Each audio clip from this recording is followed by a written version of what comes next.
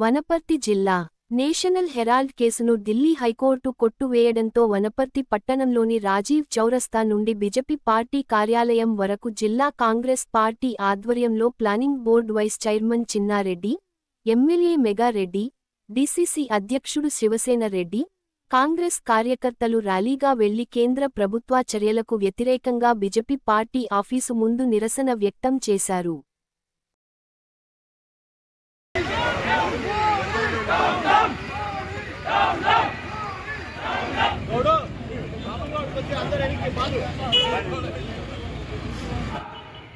వనపర్తిలో ఉండేటువంటి జిల్లా కేంద్రంలో ఉండేటువంటి బీజేపీ పార్టీ ఆఫీసుకు వ్యతిరేకంగా మనందరము ధర్నా చేస్తూ ఈ సమావేశం. అదేవిధంగా మీ అందరూ కూడా తెలిసినటువంటి విషయమే, ఈరోజు నేషనల్ హెరాల్డ్ అనేటువంటి ఒక పత్రిక, అది ఒక ఇంగ్లీష్ దినపత్రిక, చాలా కాలంగా కాంగ్రెస్ పార్టీయే నడిపింది దీన్ని. ఆ రోజు అసోసియేటెడ్ జర్నల్స్ ఆఫ్ ఇండియా అనేటువంటి ఒక సంస్థను ఏర్పాటు చేసి వారి ద్వారా ఈ పత్రికను నడిపించారు. ఎందుకంటే ఆ రోజు బ్రిటిష్ సామ్రాజ్యం ఉండేటప్పుడు ఆ రోజు ఉండే పత్రికలన్నీ ఆ బ్రిటిష్ సామ్రాజ్యానికి అనుకూలంగా రాస్తూ ఉంటే, ఇలా కాంగ్రెస్ పార్టీ చేస్తున్న పోరాటం కానీ దేశ ప్రజల యొక్క ఆలోచన ఏమాదిరిగా ఉందో ప్రజలందరికీ తెలియజెప్పడానికి ఈ పత్రికను స్థాపించడం జరిగిందనేటువంటి మాట కూడా నేను మీతో మనయేస్తున్నాను.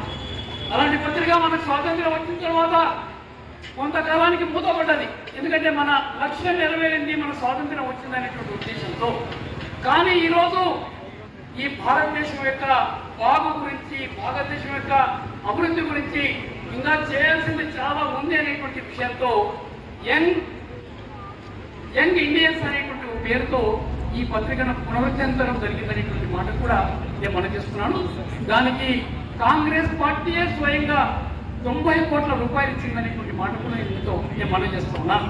అలాంటి ఈ పత్రికలో ఏదో తప్పులు జరిగినాయి, దీన్ని ఆసరాగా పెట్టుకొని సోనియా గాంధీ గారిని, రాహుల్ గాంధీ గారిని జైలు పంపిద్దామనే ప్రయత్నం ఈరోజు బీజేపీ ప్రభుత్వం చేస్తుందనేటువంటి మాట కూడా నేను మనం చేస్తున్నాను.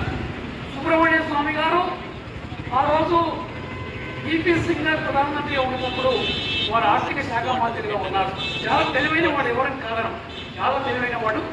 అలాంటి వ్యక్తి కొన్ని ఆరోపణలు సోనియా గాంధీ గారి పైన, రాహుల్ గాంధీ గారి పైన ఈ పత్రికల లావాదేవీలలో తప్పులు జరిగినాయని వారు ఆరోపణలు చేస్తే, అలాంటి ఆరోపణల్ని అడ్డుగా పెట్టుకొని కనీసం ఎఫ్ఐఆర్ కూడా బుక్ చేయించకుండా వాళ్ళు ఈరోజు ఈడీతో, ఎన్ఫోర్స్మెంట్ డైరెక్టరేట్తో, ఈరోజు ఎన్ఫోర్స్మెంట్ డైరెక్టరేట్ కానీ, సిబిఐ కానీ, దాని తర్వాత మిగతా భారత ప్రభుత్వ సంస్థలు ఏదైతే ఉన్నాయో అవన్నీ కూడా మోడీ గారి చేతుల్లో ఉన్నాయనేటువంటి మాట కూడా నేను మీతో మనం చేస్తున్నాను.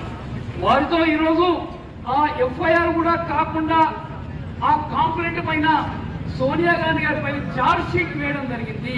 ఇది పోలీసు వాళ్ళు మీ ఎదురుగా ఉన్నారు, బీజేపీ కార్యాలయం ఎదురుగా ఉన్నారు, వారిని అడగండి. ఎఫ్ఐఆర్ ఇవ్వకుండా ఎవరైనా ఛార్జ్ షీట్ చేస్తారని అడగండి వారిని. ఇది తప్పుడు విధానం అనేటువంటి మాట ప్రకారంగా ఢిల్లీలో ఉండేటువంటి హైకోర్టు, సుప్రీంకోర్టు కూడా కాదు, హైకోర్టు ఇది తప్పుడు విధానం, ఎఫ్ఐఆర్ లేకుండా ఛార్జ్ షీట్ ఎట్లా ఇస్తారు మీరు, వాళ్ళు తప్పు చేసిన ఎట్లా నిర్ధారణ చేస్తారు మీరు అని ఆ కేసును కొట్టివేయడం జరిగింది. ఈ నెల 16వ తేదీన అనేటువంటి మాట కూడా నేను మీతో డిమాండ్ చేస్తున్నాను. దీన్ని ఛార్జ్ షీట్ చేస్తే ఈరోజు దేశంలో ఉండేటువంటి న్యాయ వ్యవస్థ చాలా సిగ్గుపడేటువంటి మాట కూడా మీతో మనం చేస్తున్నాను. ఆ న్యాయ వ్యవస్థ ఇంకా బతికే ఉందని చూపించడానికి ఇది తప్పుడు కేసులు అనేటువంటి మాట మన కిరణ్ గారు కూడా మాట్లాడుతూ చెప్పడం జరిగింది. ఇది తప్పుడు కేసులు, దీంట్లో ఏమాత్రం కూడా పసలేదు, మేము దీనికి ఛార్జ్ షీట్ చేయడానికి, మీరు ఇచ్చిన ఛార్జ్ షీట్ మేము విచారించడానికి మేము సిద్ధంగా లేవనేటువంటి మాట కోర్టు చెప్పడం జరిగిందనేటువంటి మాట కూడా మీతో మనం చేస్తున్నాం. అయినా బీజేపీ వాళ్ళు ఊరుకుంటారా? ఊరుకోరు. రేపటి నుంచి ఇంకేదో తప్పడానికి ప్రయత్నం చేస్తారు. వారు ఎంతసేపటికి సోనియా గాంధీ గారు చూస్తే ఒక పులి మాదిరిగా కనపడతా ఉంది, రాహుల్ గాంధీ గారిని చూస్తే ఒక సింహం మాదిరిగా కనపడతా ఉన్నాడు.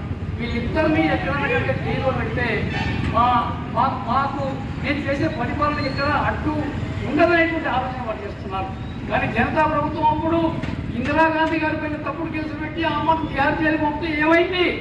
దేశవ్యాప్తంగా భారతదేశం తిరగబడి కేవలం 2.5 సంవత్సరాల్లో ఆ పార్లమెంట్ కూలిపోయి మళ్ళీ ఎన్నికలు జరుగుతాయి, కాంగ్రెస్ పార్టీ అధికారంలోకి రావడం జరిగిందని